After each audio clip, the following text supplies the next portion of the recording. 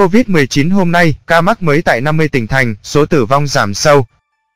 Ngày 21 tháng 10, Bộ Y tế cho biết ghi nhận 3.618 ca mắc mới COVID-19 tại 50 tỉnh thành.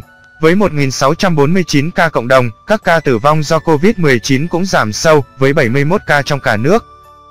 Tính từ 17 giờ ngày 20 tháng 10 đến 17 giờ ngày 21 tháng 10, trên hệ thống quốc gia quản lý ca bệnh COVID-19 ghi nhận 3.636 ca nhiễm mới, trong đó 18 ca nhập cảnh và 3.618 ca ghi nhận trong nước, giảm 17 ca so với ngày trước đó tại 50 tỉnh, thành phố. Có 1.649 ca trong cộng đồng, cụ thể, tại thành phố Hồ Chí Minh, 1.255, Bình Dương, 483, Đồng Nai, 390, Tây Ninh, 185, An Giang, 174, Sóc Trăng, 109, Bạc Liêu, 102, Kiên Giang, 92, Tiền Giang, 82, Cà Mau, 80, Bình Thuận, 78, Long An, 70, Trà Vinh, 57, Gia Lai, 43, Khánh Hòa, 40, Bình Định, 36, Phú Thọ, 35, Đồng Tháp, 34, Nghệ An, 29, Cần Thơ, 23, Thanh Hóa, 21, Bà Rịa, Vũng Tàu, 18, Hậu Giang, 18, Vĩnh Long, 15, Bình Phước, 14, Nam Định, 12, Quảng Bình, 11, Đắk Nông, 11, Quảng Ngãi, 10, Hà Nam, 10, Quảng Nam, 10, Hà Nội, 9, Lâm Đồng, 8, Bến Tre, 7, Bắc Ninh, 6, Kon Tum, 6, Sơn La, 5, Ninh Thuận, 5, Phú Yên, 4, Hà Tĩnh, 3, Quảng Trị, 3, Hà Giang, 3, Hải Phòng, 2, Vĩnh Phúc, 2, Bắc Giang, 2, Hòa Bình, 2, Thái Bình, 1, Lạng Sơn, 1, Thái Nguyên, 1, Hải Dương, 1. Trung bình số ca nhiễm mới trong nước ghi nhận trong 7 ngày qua là 3.373 ca ngày. Như vậy, kể từ đầu dịch đến nay, Việt Nam có 877.537 ca nhiễm, đứng thứ 40 phần 223 quốc gia và vùng lãnh thổ. Trong khi với tỷ lệ số ca nhiễm 1 triệu dân, Việt Nam đứng thứ 154 phần 223 quốc gia và vùng lãnh thổ.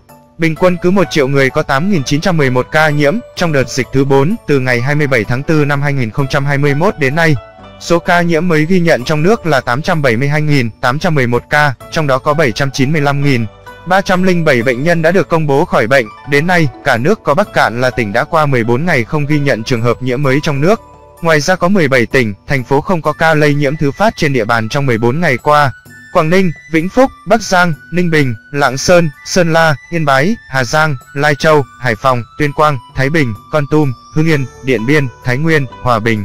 Các địa phương ghi nhận số nhiễm tích lũy cao trong đợt dịch này: thành phố Hồ Chí Minh 422.201, Bình Dương 227.328, Đồng Nai 60.081, Long An 33.999, Tiền Giang 15.331.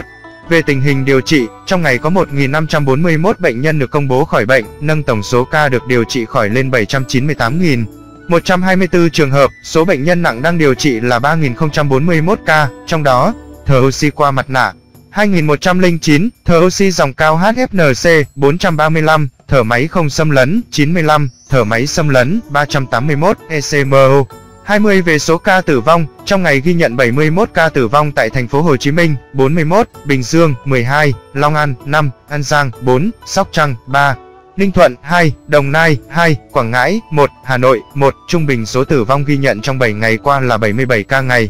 Tổng số ca tử vong do COVID-19 tại Việt Nam tính đến nay là 21.487 ca, chiếm tỷ lệ 2,5% so với tổng số ca nhiễm. So với thế giới, tổng số ca tử vong Việt Nam xếp thứ 34 phần 223 quốc gia và vùng lãnh thổ. Số ca tử vong trên 1 triệu dân xếp thứ 133 phần 223 quốc gia và vùng lãnh thổ. So với châu Á, tổng số ca tử vong Việt Nam xếp thứ 10 phần 49 quốc gia và vùng lãnh thổ. Số ca tử vong trên 1 triệu dân xếp thứ 28 phần 49 quốc gia và vùng lãnh thổ. Về tình hình tiêm chủng, trong ngày 20 tháng 10 có 1.728.941 liều vaccine phòng COVID-19 được tiêm. Như vậy, tổng số liều vaccine đã được tiêm là 68.809.880 liều, trong đó tiêm một mũi là 49.352.317 liều, tiêm mũi 2 là 19.457.563 liều.